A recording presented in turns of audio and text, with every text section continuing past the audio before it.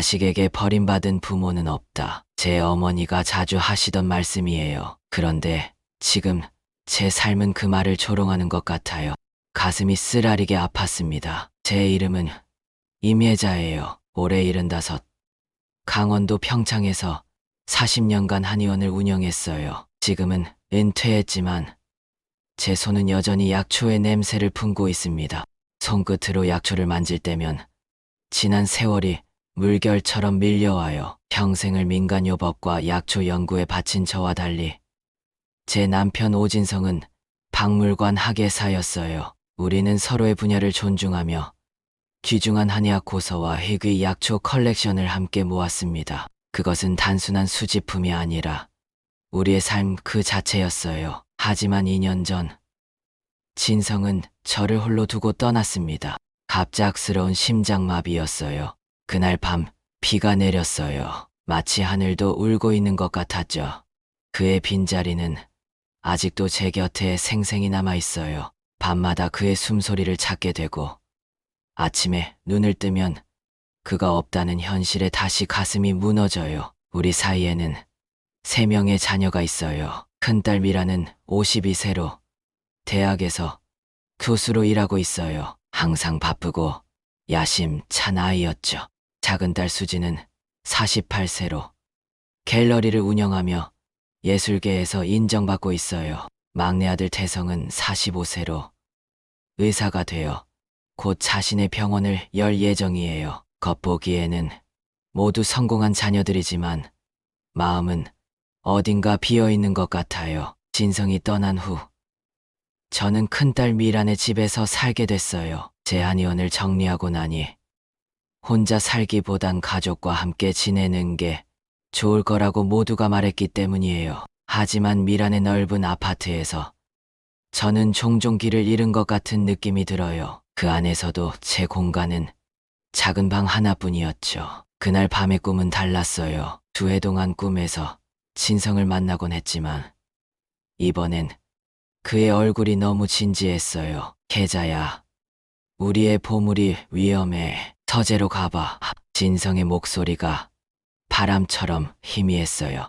꿈속에서 그의 어깨 위로 하얀 비둘기 한 마리가 앉아 있었습니다. 비둘기의 눈빛이 이상하게 저를 꿰뚫어 보는 것 같았어요. 순간 제 심장이 얼어붙었습니다. 가슴이 철렁 내려앉았어요. 식은땀이 흘러내리며 잠에서 깼습니다. 시계는 새벽 3시를 가리키고 있었어요.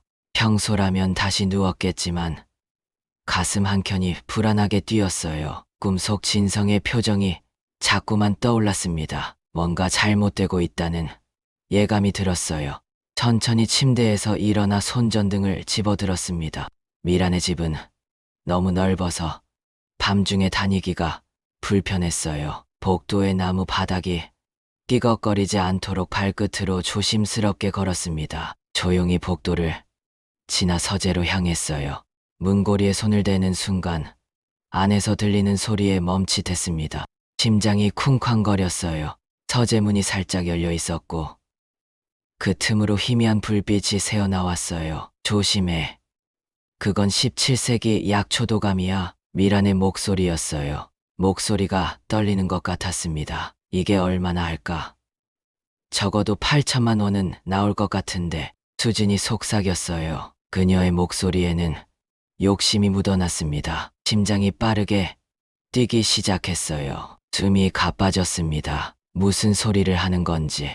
그들이 말하는 약초도감은 진성과 제가 신혼 때부터 찾아 헤맸던 희귀본이었어요. 값을 매길 수 없는 우리 삶의 부분이었습니다. 떨리는 손으로 문을 살짝 밀어 안을 들여다보았어요. 제 3 자녀가 모두 그곳에 있었습니다. 미란, 수진, 그리고 태성까지. 그들은 제 고서들과 약초 표본들을 조심스럽게 포장하고 있었어요. 저와 진성의 보물들, 우리의 추억들이 하나둘 상자 속으로 사라졌습니다. 순간 제 안에서 뭔가가 툭 하고 끊어졌어요. 딸꾹질처럼 숨이 막혔습니다. 창가에 하얀 비둘기 한 마리가 앉아 그들을 지켜보고 있었어요. 새벽의 비둘기라니. 꿈에서 본 그 비둘기와 같았어요. 온몸에 소름이 돋았습니다. 형들, 정말 이래도 되는 건가? 태성의 목소리가 떨렸어요. 그의 손이 미세하게 떨리고 있었습니다. 얼굴은 창백했고 이마에는 땀방울이 맺혀 있었어요. 어머니와 아버지의 평생 연구인데 태성아, 선택의 여지가 없어. 미란이 단호하게 말했어요. 그녀의 목소리는 차가웠습니다. 내 병원 개업 자금도 필요하고 내 투자금도 회수해야 하고 수진이 갤러리 확장도 해야 해. 어차피 어머니는 이제 이런 걸 연구하실 나이도 아니잖아. 그 말을 듣는 순간 제 심장이 산산조각 나는 것 같았어요. 눈물이 왈칵 쏟아질 것 같았지만 꼭 참았습니다. 몸이 떨려왔어요. 그래도 태성이 고개를 저었어요. 이건 도둑질이잖아. 어머니 몰래 이러는 거. 도둑질? 수진이 코웃음을 쳤어요. 우리 것이 될 텐데 뭐가 문제야? 어차피 어머니는 요양원 가실 거고. 요양원. 그 단어가 제 귓가에 날카롭게 박혔어요. 제 다리에서 힘이 빠졌습니다.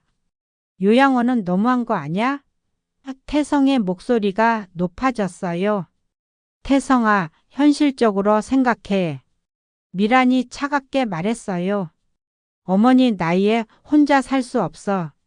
그리고 너도 병원 개업에 돈 필요하잖아. 이게 우리 모두에게 최선이야. 더 들을 필요도 없었어요.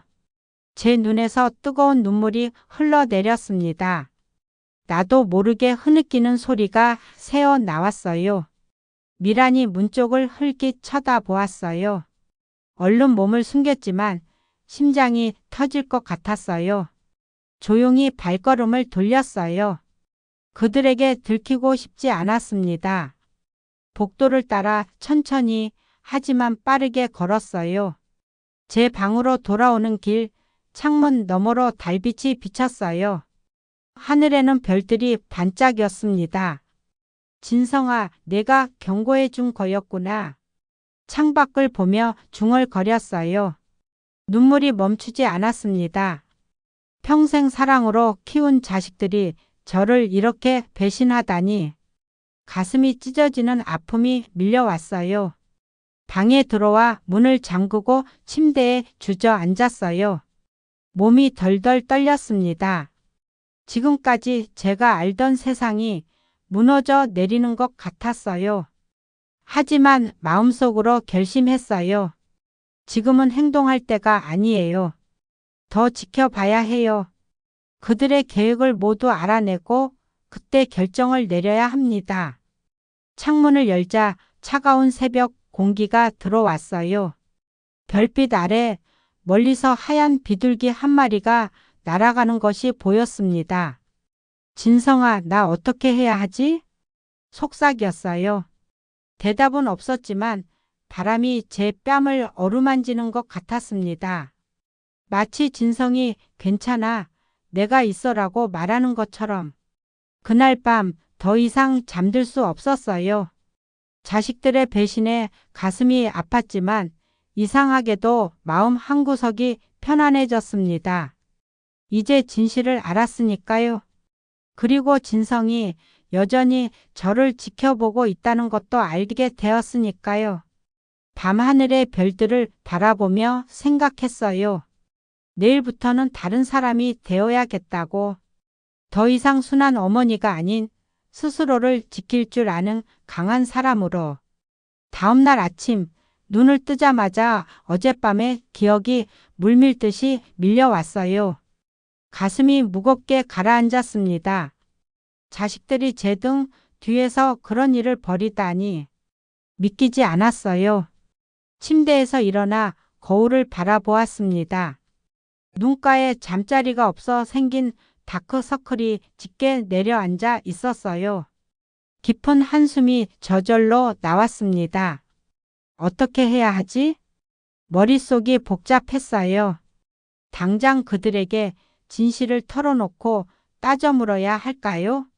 아니면 좀 더 지켜봐야 할까요? 천천히 옷을 갈아입고 방문을 열었어요. 오늘은 평소처럼 행동하기로 했습니다. 아직은 그들에게 제가 알고 있다는 사실을 숨기는 게 좋을 것 같았어요.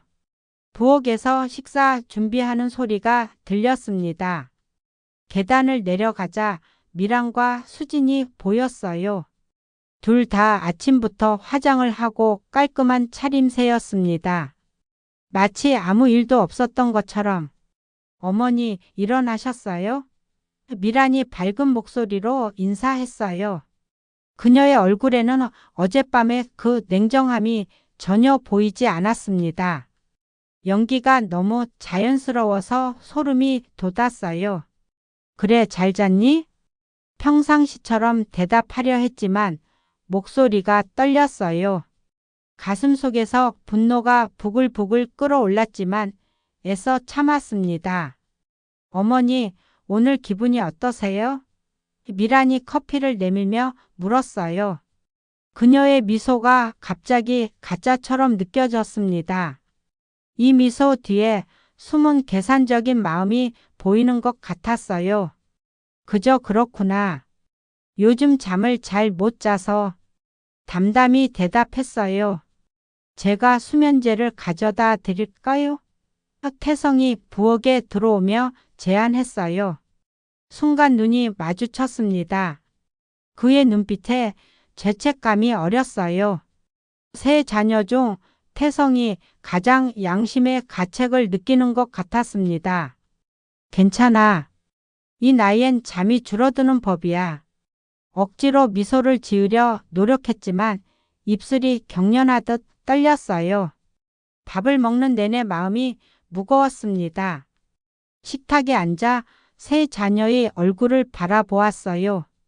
예전에는 그저 사랑스럽기만 했던 얼굴들이 이제는 낯설게 느껴졌습니다. 어머니, 오늘 저희가 모두 일찍 나가봐야 해요. 점심은 냉장고에 준비해 두었어요. 미란이 말했어요. 알았어. 걱정하지 마. 억지로 담담한 표정을 유지했어요. 속으로는 빨리 가라. 확인할 게 있으니라고 생각하고 있었지만요. 식사 후 미란과 수지는 각자의 일터로 향했고 태성은 병원 개업 준비로 나갔어요. 현관문이 닫히자마자 저는 서둘러 서재로 향했습니다. 문을 열자마자 가슴이 철렁 내려앉았어요. 어젯밤 그들이 만지작거렸던 책장이 눈에 들어왔습니다. 가까이 다가가 살펴보니 가장 귀중한 고서들이 이미 사라져 있었어요. 제 손이 떨려왔습니다. 대신 비슷한 크기의 다른 책들이 그 자리를 대신하고 있었어요. 평소에 제가 자주 꺼내보지 않는 책들로 교체해 놓은 것이었습니다. 얼마나 교활한지 눈물이 핑 돌았어요. 이럴 수가. 벽에 기대어 주저앉고 말았습니다. 다리에 힘이 쭉 빠졌어요. 배신감이 파도처럼 밀려왔습니다. 서랍을 열어 약초 표본들을 확인했어요. 역시나 가장 희귀한 것들이 없어졌습니다. 남편과 제가 히말라야에서 직접 채집해 온 설화초, 백두산 깊은 계곡에서 찾은 만병초, 우리의 추억이 담긴 보물들이 모두 사라졌어요.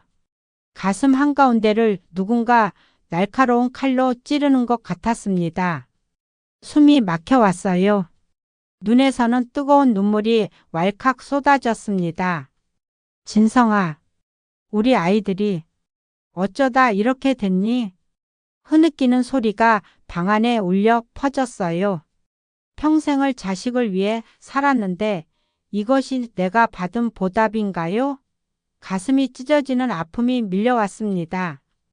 한참을 울고 나서야 겨우 진정이 됐어요. 주변을 둘러보니 서재에 남아있는 책들이 눈에 들어왔습니다. 그 중에는 진성과 제가 처음 만났을 때 함께 읽었던 옛 의서도 있었어요. 책을 조심스럽게 꺼내 들었습니다. 페이지를 넘기자 진성의 메모가 보였어요. 혜자에게 우리의 첫 번째 약초 여행을 기념하여 1978년 봄. 그 글씨를 보는 순간 다시 눈물이 볼을 타고 흘러내렸어요.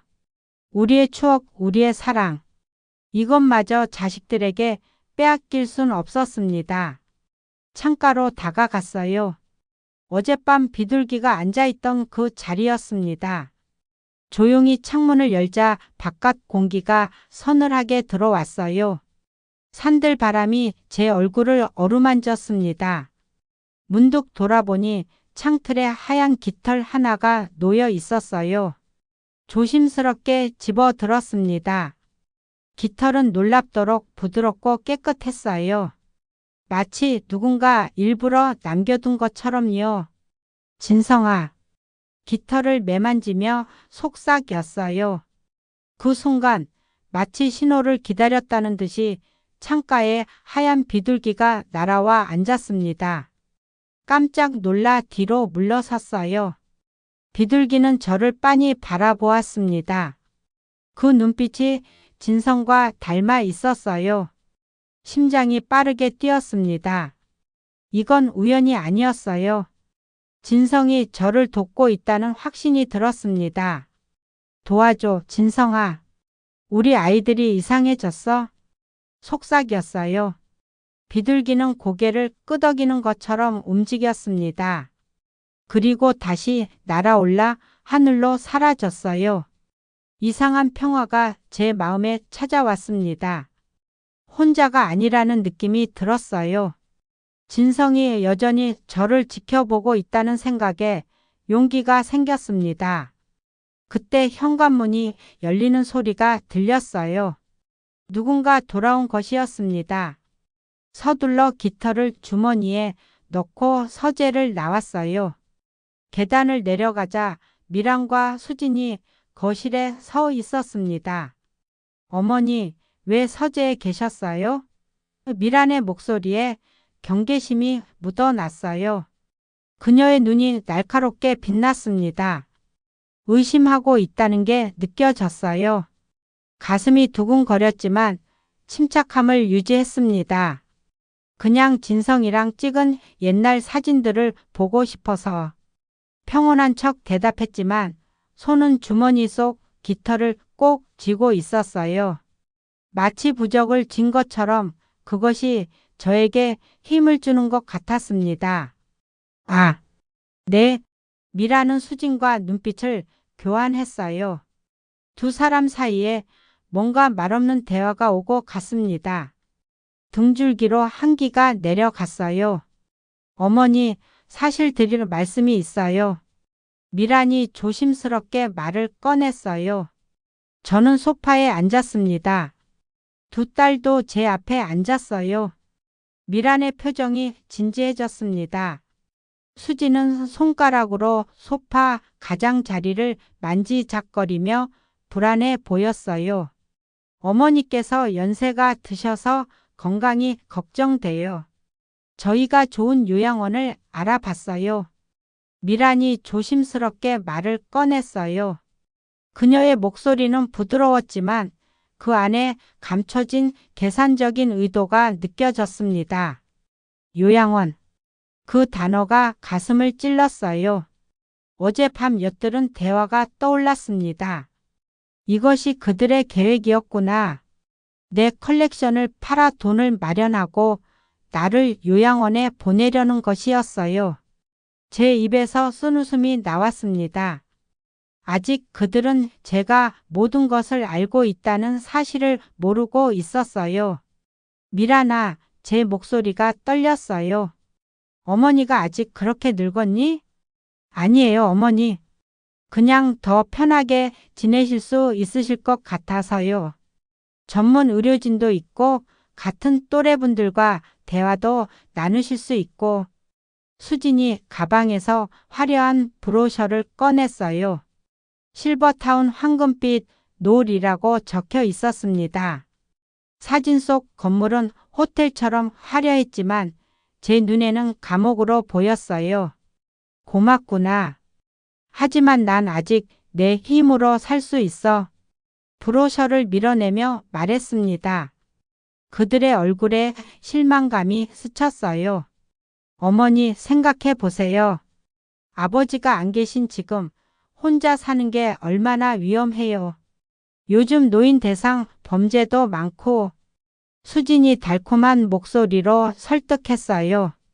그녀의 말투에 가식이 느껴졌습니다. 그들의 말을 듣고 있자니 분노가 치밀어 올랐어요. 제 눈앞에 빨간 안개가 피어오르는 것 같았습니다. 그들은 제가 무력하고 쓸모없다고 생각하는구나. 제 평생의 연구와 지식은 그저 팔아치울 골동품에 불과하다고. 온몸이 떨리기 시작했어요. 숨이 가빠집니다. 가슴이 터질 것 같았어요. 어머니, 괜찮으세요? 미란이 놀라 다가왔습니다. 그녀의 눈에 잠시 진짜 걱정이 스쳤어요. 아직 딸의 마음이 완전히 돌이 된 건 아닌가 봐요. 나 좀 쉬고 싶구나. 겨우 말을 이었어요. 가슴이 너무 아팠습니다. 자식들에게 버림받는 아픔이란 이런 것이었군요. 방으로 돌아와 문을 걸어 잠갔어요. 창문을 열고 깊은 숨을 들이마셨습니다. 바깥 공기가 폐부로 밀려 들어왔어요. 머릿속은 복잡했지만 한 가지는 분명했습니다. 이대로는 안 됩니다. 무언가 해야만 해요. 주머니에서 비둘기 깃털을 꺼내 바라보았어요. 그 순간 창가에 하얀 비둘기가 날아와 앉았습니다. 우리의 눈이 마주쳤어요. 비둘기의 눈에는 진성의 따스함이 담겨 있었습니다. 당신이 날 돕고 있는 거죠? 속삭였어요. 비둘기는 고개를 끄덕이는 것처럼 보였어요. 그리고 다시 날아올라 하늘로 사라졌습니다. 결심했습니다. 내일은 제 생일이에요. 자녀들이 모두 모일 것입니다. 그때 모든 것을 드러내고 결단을 내리겠어요. 오늘 밤 준비를 해야 합니다. 생일 아침이 밝았어요. 창밖으로 보이는 가을 하늘은 맑고 청명했습니다. 마치 제 결심처럼 흔들림 없이 푸르렀어요. 거울 앞에 서서 제 얼굴을 바라보았습니다. 75년의 세월이 깊은 주름으로 새겨져 있었지만 눈빛만은 여전히 강인했어요. 오늘은 달랐습니다. 더 이상 순한 어머니가 아닌 제 삶을 지키려는 여인의 모습이었어요. 진성아, 오늘 나를 지켜봐줘. 중얼거리며 침대 밑에서 어젯밤 준비해둔 작은 배낭을 꺼냈어요. 안에는 꼭 필요한 옷 몇 벌과 중요한 서류들, 그리고 몇 권의 귀중한 책과 약초, 씨앗이 들어 있었습니다. 진성과의 사진도 잊지 않고 넣었어요. 심장이 빠르게 뛰었습니다. 오늘 무슨 일이 일어날지 알 수 없었지만 이미 결정은 내렸어요. 더 이상 자식들의 계획대로 끌려다니지 않겠다는 강한 의지가 가슴속에서 불처럼 타올랐습니다. 배낭을 다시 숨기고 옷을 갈아입었어요. 오늘만큼은 특별하게 보이고 싶었습니다. 진성이 생전에 좋아하던 자색 한복을 꺼내 입었어요. 그리고 그가 선물한 빛이 놀이개를 달았습니다. 거울에 비친 제 모습이 낯설게 느껴졌어요. 얼마나 오랫동안 제 자신을 잊고 살았던 걸까요? 자식들만 생각하며 제 소망은 뒤로 한 채 깊은 숨을 들이마시고 방을 나섰습니다. 오늘은 제 75번째 생일이었어요. 자식들이 모두 모일 것입니다. 그리고 진실도 함께 드러날 거예요. 계단을 내려가니 부엌에서 분주한 소리가 들렸어요. 미란과 수진이 생일 준비를 하고 있었습니다. 어머니 생신 축하드려요. 미란이 저를 보자 환하게 웃으며 다가왔어요. 그 미소가 진심인지 가식인지 이제는 구분하기 어려웠습니다. 가슴이 아팠어요. 와, 한복을 입으셨네요. 정말 고우세요. 수진이 감탄하며 말했어요. 그녀의 눈에 잠시 놀라움이 스쳤습니다. 평소에 저와는 다른 모습이었으니까요. 고마워. 미소로 답했지만 마음속으로는 오늘 마지막이니까라고 생각하고 있었어요. 목구멍이 메어왔습니다. 하루 종일 집안에는 생일 준비로 분주했어요. 저는 마치 손님처럼 소파에 앉아 그들을 지켜보았습니다. 미라는 요리를, 수지는 장식을 맡았어요. 그들이 무대를 꾸미는 동안 저는 조용히 관객 자리에서 지켜보았습니다. 어머니, 이따가 태성이도 올 거예요. 케이크와 선물도 가져온대요. 미란이 밝게 말했어요. 그녀의 목소리에는 설렘이 묻어났습니다. 평소와 다른 점이 있다면 오늘은 미소가 더 자주, 더 크게 번졌다는 것이었어요. 그래, 오늘은 좋은 날이지. 당신들에겐 특히. 쓴웃음이 나왔지만 꼭 참았어요. 참을 인자를 3번 새기며 평정을 유지했습니다. 오후가 되자 태성도 도착했어요. 그는 커다란 꽃다발과 케이크를 들고 있었습니다. 얼굴에는 미소가 번졌지만 눈빛은 어딘가 불안해 보였어요. 어머니, 생신 축하드려요. 태성은 조심스럽게 저를 안았어요. 그의 품에 잠시 안겼을 때 어린 시절 태성의 모습이 떠올랐습니다. 늘 형들보다 따뜻하고 다정했던 막내 아들. 그때의 순수함은 어디로 간 걸까요? 가슴이 저릿해졌어요. 그를 밀어내고 싶은 마음과 꼭 안아주고 싶은 마음이 동시에 밀려왔습니다. 복잡한 감정에 눈시울이 붉어졌어요. 고마워, 태성아. 겨우 목소리를 가다듬었습니다. 태성의 눈에 무언가 스치는 것이 보였어요. 죄책감일까요? 미안함일까요? 저녁 식사는 화기애애한 분위기에서 시작되었어요. 테이블 위에는 제가 좋아하는 음식들이 가득했습니다. 갈비찜, 잡채, 전 종류. 진성과 함께였다면 정말 행복한 자리였을 거예요. 미라는 최고급 와인을 따르며 건배를 제안했어요. 어머니의 건강과 행복을 위해. 모두가 잔을 부딪혔습니다. 그 소리가 마치 제 가슴을 때리는 것 같았어요. 저는 그들을 바라보았어요. 제 자식들, 제 살과 피. 언제부터 우리 사이에 이런 계산과 거짓이 끼어들었을까요? 식사가 거의 끝나갈 무렵 미란이 수진에게 눈짓했어요. 순간 제 심장이 멎는 듯 했습니다. 때가 왔군요.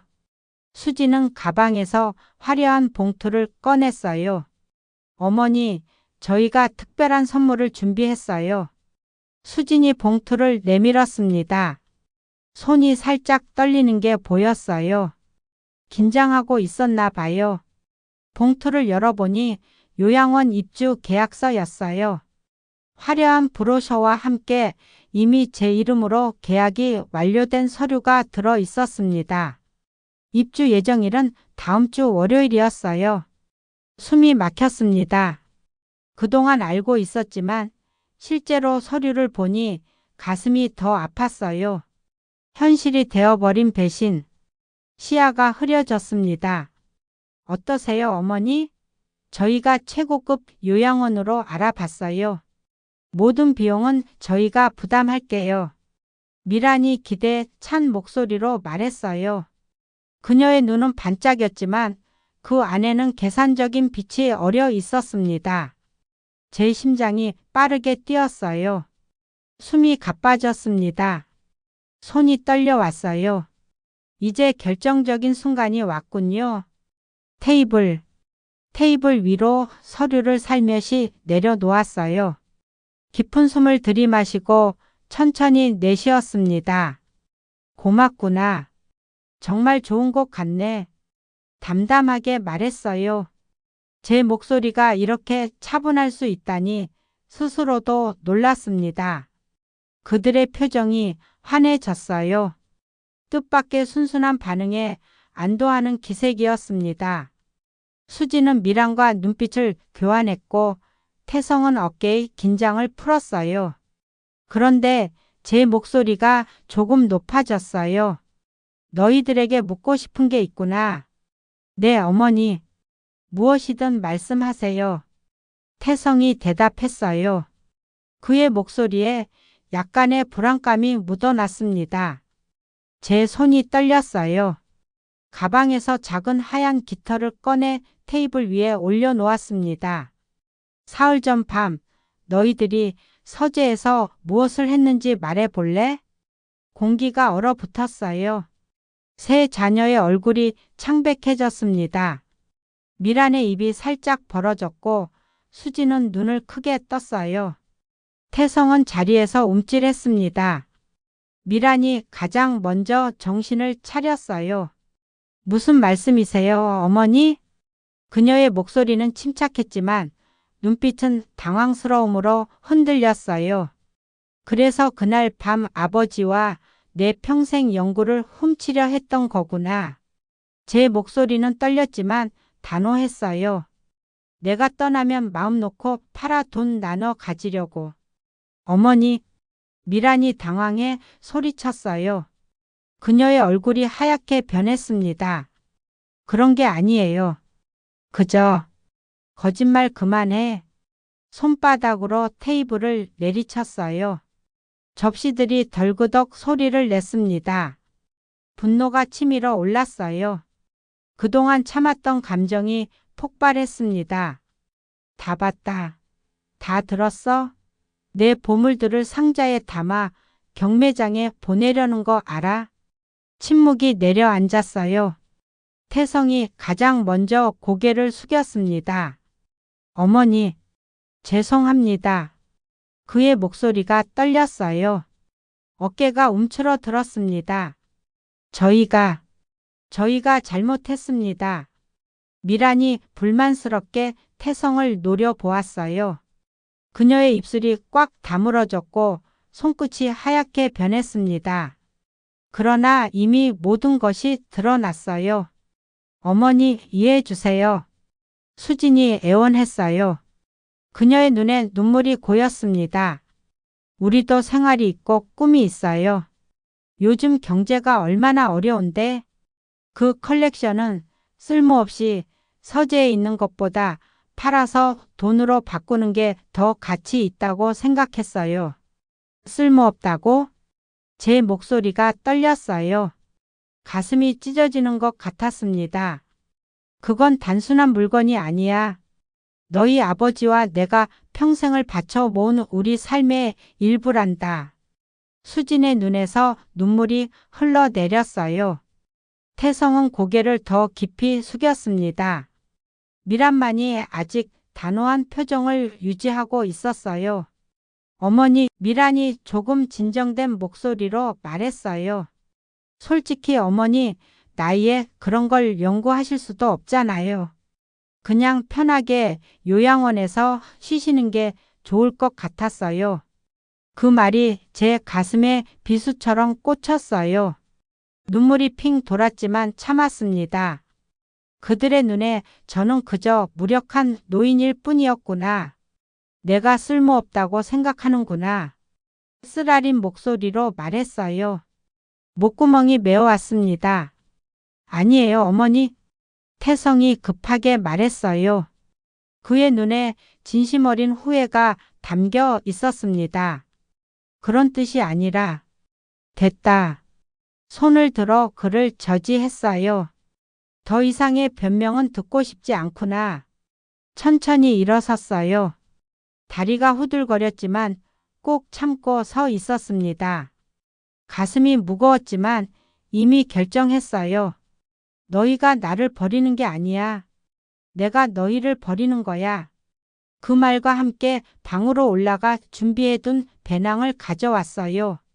거실로 돌아오자 자녀들이 당황한 표정으로 저를 바라보고 있었습니다. 어머니 어디 가시려고요? 미란이 걱정스러운 목소리로 물었어요. 처음으로 그녀의 얼굴에 진짜 두려움이 스쳤습니다. 내 집으로 단호하게 대답했어요. 강원도 산골에 있는데 오두막으로. 어머니, 거긴 너무 외지고 불편해요. 위험하다고요. 수진이 소리쳤어요.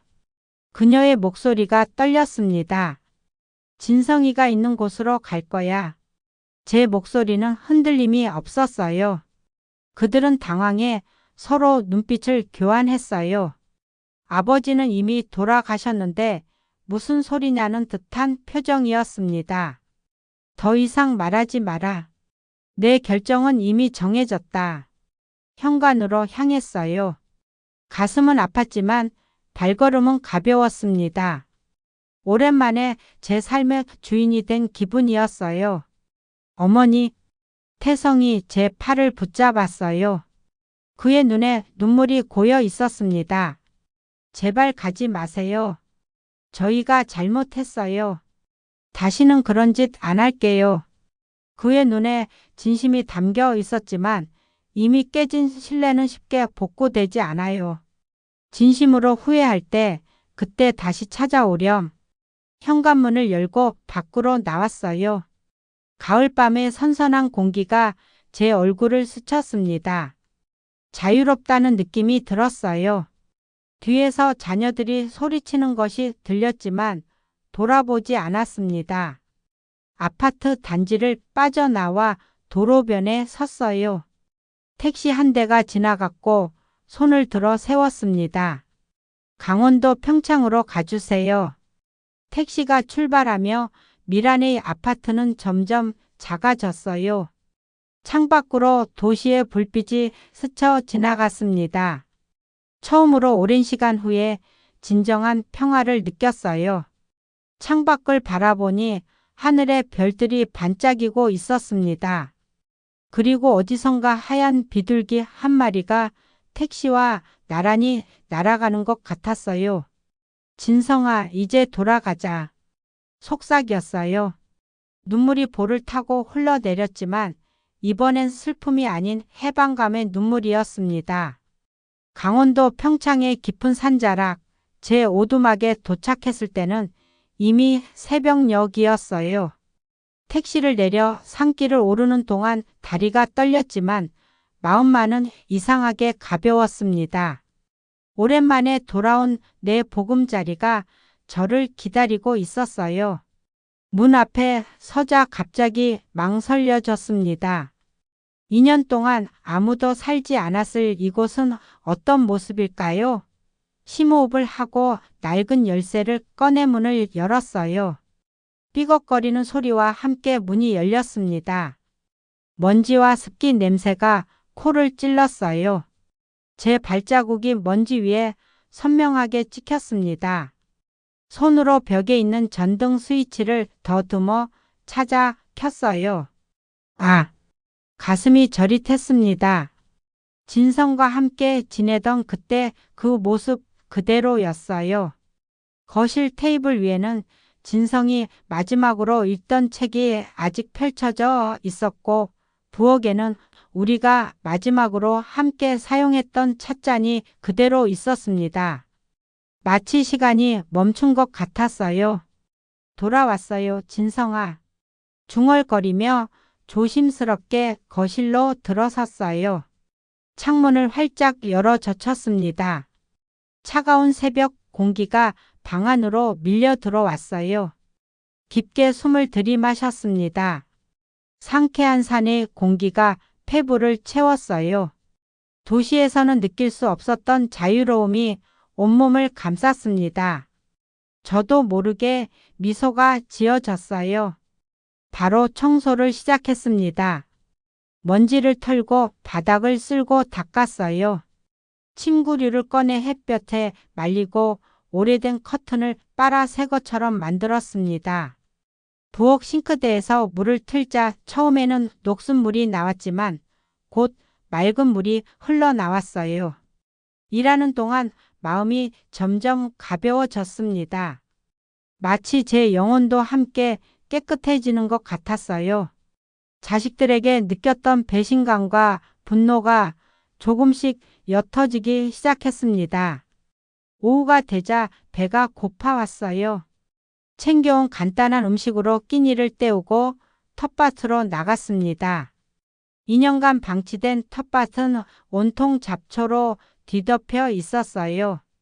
이런, 완전히 정글이 됐네. 한숨이 나왔지만 동시에 도전 의식도 샘솟았어요. 망설임 없이 장갑을 끼고 잡초를 뽑기 시작했습니다. 놀랍게도 고추와 호박 몇 개가 야생처럼 자라고 있었어요. 진성이 심었던 작물들이 우리를 기다리고 있었던 걸까요? 가슴이 뭉클해졌습니다. 내일부터 다시 가꿔야겠구나. 결심하며 정리된 텃밭을 바라보았어요. 두 손은 흙투성이었지만 오랜만에 제 손으로 무언가를 이루었다는 성취감에 가슴이 부풀었습니다. 저녁이 되자 오두막 뒤편으로 나갔어요. 진성이 좋아하던 소나무 아래에서 작은 돌들을 모으기 시작했습니다. 하나둘 돌을 쌓아 작은 탑을 만들었어요. 여보, 이제 당신 자리를 만들어 드릴게요. 돌을 쌓으며 말했어요. 마지막 돌을 올리고 진성의 사진을 꺼내 조심스럽게 그 위에 올려놓았습니다. 여기 편히 계세요. 이제부터는 제가 항상 옆에 있을게요. 눈물이 볼을 타고 흘러내렸어요. 그동안 참았던 것들이 한꺼번에 쏟아져 나오는 것 같았습니다. 슬픔, 그리움, 배신감, 그리고 희망. 이상하게도 울고 나니 마음이 한결 가벼워졌어요. 그렇게 첫날이 지나갔습니다. 그리고 둘째 날, 셋째 날. 시간이 흐르며 저는 점점 새로운 리듬을 찾아갔어요. 자식들에게서는 연락이 없었습니다. 처음에는 서운했지만 곧 그것도 제 삶의 일부로 받아들였어요. 한 달이 지났을 무렵 텃밭은 어느 정도 정리되었고 약초들도 심기 시작했습니다. 진성과 함께 히말라야에서 가져온 설화초 씨앗도 조심스럽게 심었어요. 씨앗은 오랜 세월 동안 잠자고 있었지만 제 손길에 반응해 조금씩 싹을 틔우기 시작했습니다. 마음이 설렜어요. 마치 제 인생도 이 씨앗처럼 다시 싹을 틔우고 있는 것 같았습니다. 마을에 내려가 필요한 물건들을 사러 갔을 때였어요. 슈퍼마켓 앞에서 예전에 제 한의원에 자주 오던 박영순 할머니를 만났습니다. 이런, 임 선생님 아니세요? 정말 오랜만이네요. 영순 할머니의 얼굴에 반가움이 번졌어요. 주름진 손으로 제 손을 꼭 잡았습니다. 네, 다시 산골로 돌아왔어요. 미소 지으며 대답했어요. 오랜만에 만난 얼굴이라 가슴이 따뜻해졌습니다. 다들 선생님 약이 그립다고 했어요. 요즘 아이들은 병원에만 가지 옛날 약은 안 쓰잖아요. 근데 선생님 약은 달랐어요. 영순 할머니의 말에 가슴이 뭉클해졌어요. 제 한의학 지식이 아직 누군가에게 필요하다는 사실이 기뻤습니다. 그날 이후 간간히 옛 환자들이 찾아오기 시작했어요. 제가 돌아왔다는 소문이 퍼진 것 같았습니다. 그들에게 약초차를 대접하고 간단한 진료를 해 주었어요. 제 손끝에서 아직 한의학의 지식이 살아 숨쉬고 있었습니다. 임 선생님, 역시 선생님 약은 달라요. 병원 약보다 훨씬 편안해요. 이웃집 노인이 말했어요. 그의 얼굴에 안도감이 번졌습니다. 그런 말을 들을 때마다 가슴이 따뜻해졌어요. 제가 아직 쓸모없는 존재가 아니라는 증거였습니다. 자식들의 말처럼 단지 요양원에 가서 편히 쉬어야 할 늙은이가 아니라는 것을 확인받는 것 같았어요. 텃밭이 점점 커지고 약초원도 조성되었습니다. 특히 신기했던 것은 제가 돌아온 이후로 하얀 비둘기가 자주 나타났다는 거예요. 때로는 텃밭 근처에 앉아 제가 일하는 모습을 지켜보았고, 때로는 창가에 와서 노래를 불렀습니다. 당신이죠? 비둘기에게 말을 걸곤 했어요. 당신이 진성이죠? 비둘기는 대답하지 않았지만 그 눈빛은 분명 진성의 것과 같았습니다. 그 따스한 시선에 마음이 편안해졌어요. 어느 날 약초를 말리고 있을 때 마을의 우체부가 찾아왔습니다. 임혜자 씨 맞으시죠? 등기후 편입니다. 호기심에 편지를 받아보니 서울에서 온 것이었어요. 발신인은 동네 변호사 사무실이었습니다. 손이 떨렸어요. 자식들로부터 온 편지일까요? 조심스럽게 열어보니 놀라운 내용이 담겨 있었어요. 김민석 약초원 인수 제안서. 편지에 따르면 전국적으로 유명한 한의학 연구소를 운영하는 김민석 씨가 제 약초원과 한방 지식에 깊은 관심을 보이고 있었습니다. 그는 제 땅과 약초원을 정당한 가격에 인수하거나 협력 관계를 맺기를 원한다고 했어요. 어떻게 내 존재를 알게 된 걸까? 의아했지만 호기심이 생겼습니다. 편지를 끝까지 읽어보니 제 예전 제자 중 한 명이 그에게 저를 추천했다고 했어요.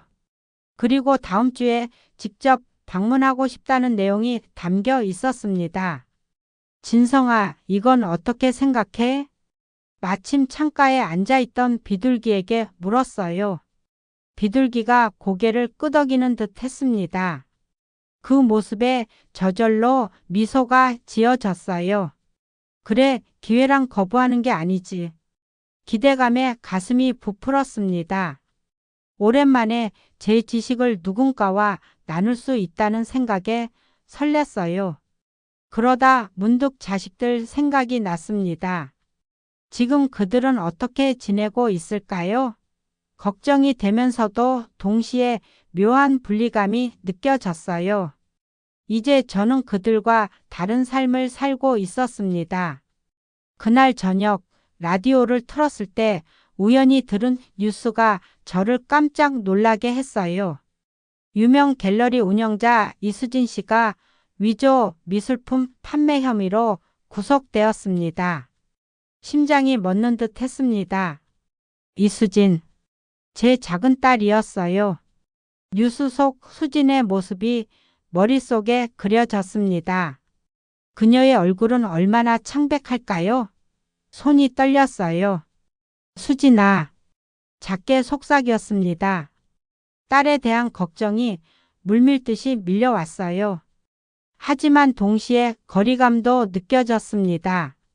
그녀가 저를 배신한 것처럼 이제 저도 그녀의 삶에서 한 발짝 물러서 있었으니까요. 창밖을 바라보니 별이 가득한 밤하늘이 펼쳐져 있었습니다. 눈을 감고 깊은 숨을 들이마셨어요. 자식들은 자신의 선택에 대한 결과를 마주하고 있었습니다. 제가 그들을 어떻게 할 수는 없었어요. 이제 저는 제 삶에 집중하기로 했습니다. 내일이면 김민석이 방문할 예정이었어요. 새로운 기회, 새로운 시작이 제 앞에 놓여 있었습니다. 처음으로 저는 누군가의 어머니나 아내가 아닌 한 사람 임혜자로서 세상을 마주할 준비가 되어 있었어요. 소나무 아래 돌탑에 앉아 별을 바라보며 생각했습니다. 진성아, 이제 정말 새로운 삶을 시작하는 것 같아요. 당신이 곁에 있어주니 더 용기가 나네요. 미소를 지으며 일어섰어요. 내일을 위해 쉬어야 했습니다. 새로운 시작을 위한 준비가 필요했으니까요. 계절이 바뀌어 겨울이 찾아왔어요. 산자락은 하얀 눈으로 덮였고 제 오두막은 따스한 온기로 가득 찼습니다. 김민석과의 협력은 순조롭게 진행되었어요. 그는 제 약초원 옆에 작은 연구시설을 세웠고 젊은 연구원들이 드나들기 시작했습니다. 임 선생님, 이건 정말 놀라운 발견입니다. 젊은 여자 연구원 지수가 현미경에서 고개를 들며 반짝이는 눈으로 외쳤어요. 그녀의 얼굴에 흥분이 가득했습니다. 설화초 추출물이 신경세포 재생에 효과가 있어요. 제 마음은 기쁨으로 가득 찼어요. 오랜 세월 연구해온 약초들이 현대 과학과 만나 새로운 가치를 인정받고 있었습니다. 제 지식은 자식들이 말한 것처럼 쓸모없는 골동품이 아니라 살아 숨쉬는 보물이었어요.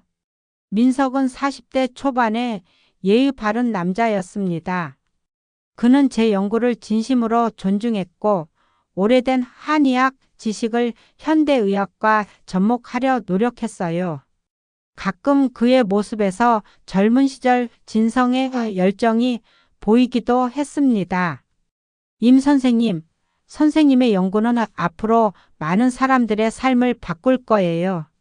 민석의 목소리에는 존경심이 깃들어 있었어요. 그 말을 들을 때마다 가슴이 따뜻해졌습니다. 어느 날 저녁 연구소에서 돌아와 차를 마시고 있을 때 라디오에서 익숙한 이름이 들렸어요. 서울대학교 교수 강미란 씨가 논문 표절 의혹으로 직위 해제되었습니다. 식은 찻잔이 제 손에서 떨어질 뻔했어요. 가슴이 철렁 내려앉았습니다. 미란, 제 큰딸이었죠. 그녀는 항상 야심차고 단호했어요. 어린 시절부터 모든 것이 완벽해야 한다고 생각했던 아이였습니다. 창밖을 바라보니 눈이 조용히 내리고 있었어요. 미란을 걱정하는 마음과 그녀에 대한 실망감이 뒤섞였습니다. 하지만 이제 저는 그녀의 삶에 간섭할 수 없었어요. 각자의 길을 가고 있었으니까요. 한 달 뒤 아침 일찍 누군가 오두막 문을 두드렸어요. 문을 열자 예상치 못한 손님이 서 있었습니다. 태성이었어요. 어머니. 태성의 목소리가 떨렸어요. 그의 얼굴은 창백했고 눈 밑에는 짙은 다크서클이 내려앉아 있었습니다. 양복 대신 너저분한 점퍼를 입고 있었어요. 가슴이 저며오듯 아팠습니다.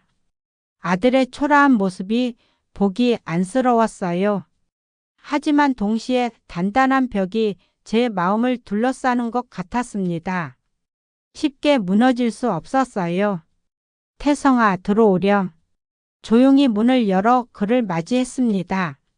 오두막 안으로 들어선 태성은 주변을 둘러보며 놀란 표정을 지었어요. 어머니, 여기서 이렇게 잘 지내고 계셨군요. 그의 목소리에는 놀라움과 부끄러움이 섞여 있었습니다. 제가 무력한 노인이 아니라는 사실을 이제야 깨달은 걸까요? 그래, 나름대로 잘 지내고 있어. 차 한잔 할래? 태성은 머뭇거리며 소파에 앉았어요. 그의 어깨가 축 처져 있었습니다. 한참 동안 침묵이 흘렸어요. 어머니, 죄송합니다. 마침내 태성이 입을 열었어요. 그의 목소리가 떨렸고 눈에는 눈물이 고였습니다. 병원 면허가 정지됐어요. 의료사고로 모든 걸 잃었어요. 그의 고백에 가슴이 아팠지만 동시에 묘한 안도감도 느껴졌어요. 적어도 태성은 자신의 잘못을 인정하고 있었으니까요. 형과 누나도 모든 걸 잃었어요. 형은 지금 교도소에 있고 누나는 해외로 도망갔어요. 태성의 말에 놀랐어요. 미란이 해외로 도망쳤다니. 제 가슴이 무겁게 가라앉았습니다. 자식들의 삶이 이렇게 무너질 줄은 몰랐어요. 다 우리가 잘못한 거예요. 어머니와 아버지의 소중한 것들을 빼앗으려 했으니 벌을 받는 거겠죠. 태성의 눈물이 뺨을 타고 흘러내렸어요. 그의 모습에 제 마음의 벽이 조금씩 허물어졌습니다. 아무리 화가 나도 그는 여전히 제 아들이었으니까요. 태성아, 조심스럽게 그의 손을 잡았어요. 그의 손이 차갑고 떨렸습니다. 사람은 실수를 하고 또 거기서 배우는 거야. 태성은 고개를 들어 제 눈을 바라보았어요.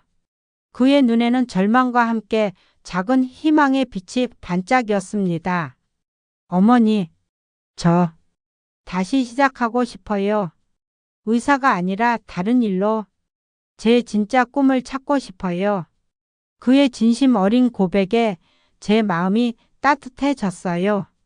모든 것을 잃고 나서야 진정한 자신을 찾으려는 아들이 대견했습니다. 여기 있으렴. 함께 새로 시작하자.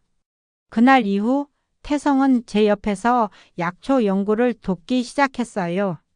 의사로서의 지식과 제 전통 한의학이 만나 새로운 가능성을 모색했습니다.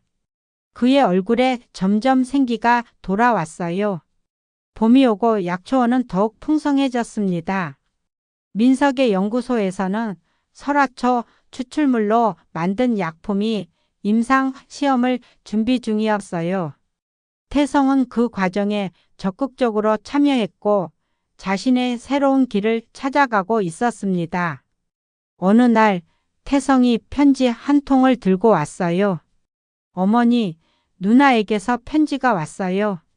놀라서 편지를 받아들었습니다. 봉투를 열어 내용을 읽자 눈물이 핑 돌았어요. 미라는 캐나다에서 새 삶을 시작했다고 했습니다. 모든 명예와 지위를 잃었지만 오히려 자유롭게 그림을 그리며 살고 있다고 했어요. 언젠가 용서를 구하러 찾아뵙겠습니다. 마지막 문장을 읽으며 가슴이 뭉클해졌습니다. 언젠가 미란도 돌아올 수 있겠죠? 시간이 필요할 뿐이었어요. 가을에서 겨울로 넘어가는 11월의 저녁이었습니다. 오두막 마당이 소나무 아래 돌탑 앞에 앉아 있었어요. 무릎 위에는 낡은 사진첩이 놓여 있었습니다. 진성과 함께한 추억들, 아이들이 어렸을 때 찍은 사진들, 우리 가족의 행복했던 시간들이 담겨 있었어요. 진성아, 우리 아이들이 조금씩 제자리를 찾아가고 있어. 사진첩을 매만지며 중얼거렸어요. 가슴이 따뜻했습니다. 그때 돌탑 옆에서 무언가가 움직였어요. 하얀 비둘기가 조용히 날아와 앉았습니다. 항상 나타났던 그 비둘기였어요. 하지만 오늘은 뭔가 달랐습니다. 비둘기의 눈빛이 더 맑고 깊었어요. 비둘기는 고개를 들어 저를 바라보았습니다. 그 눈빛에는 깊은 이해와 사랑이 담겨 있었어요. 마치 이제 모든 것이 제자리를 찾았다고 말하는 것 같았습니다. 제 마음이 평화로워졌어요. 자식들에 대한 분노와 배신감은 이제 옅어지고 그 자리에 새로운 이해와 사랑이 자리 잡고 있었습니다. 당신이었군요. 처음부터 끝까지. 제 눈에 눈물이 고였어요. 그것은 슬픔의 눈물이 아니라 깊은 감사와 깨달음의 눈물이었습니다. 비둘기는 마치 그 말을 기다렸다는 듯이 천천히 날개를 펴고 하늘로 날아올랐어요. 석양에 비쳐 그 모습이 황금빛으로 빛났습니다. 점점 높이 올라가 마침내 구름 속으로 사라졌어요. 그동안 고마웠어요. 제 목소리는 작았지만 그 안에는 깊은 감정이 담겨 있었어요. 진성은 이제 편히 쉴 수 있을 것입니다. 저도 이제 혼자서도 잘 살 수 있으니까요. 태성이 오두막에서 나와 제 옆에 조용히 앉았어요. 어머니, 뭘 보고 계세요? 저 하늘. 아버지가 방금 떠났단다. 태성은 의아한 표정을 지었지만 곧 이해한다는 듯 고개를 끄덕였어요. 그도 하늘을 올려다보며 미소 지었습니다. 아버지 잘 가세요. 함께 하늘을 바라보며 조용히 앉아 있었어요. 75세 나이에도 불구하고 저는 이제 과거의 상처를 내려놓고 새 삶을 시작할 준비가 되어 있었습니다. 아이들과의 관계도 천천히 회복되고 있었고 제 연구도 인정받고 있었어요. 그리고 무엇보다 진성은 항상 저를 지켜보았고 이제는 저를 믿고 떠날 수 있게 되었습니다. 비둘기의 모습으로, 때로는 따스한 바람으로, 때로는 꿈속의 목소리로 그는 저를 지켜봐 주었어요. 내일도 좋은 하루가 될 거예요. 미소 지으며 오두막으로 돌아섰어요. 하얀 눈이 조용히 내리기 시작했습니다. 새로운 계절, 새로운 시작의 신호처럼 느껴졌어요. 마음이 평온했습니다. 이제 저는 임혜자, 한 사람으로서의 제 삶을 살아갈 준비가 되어 있었어요.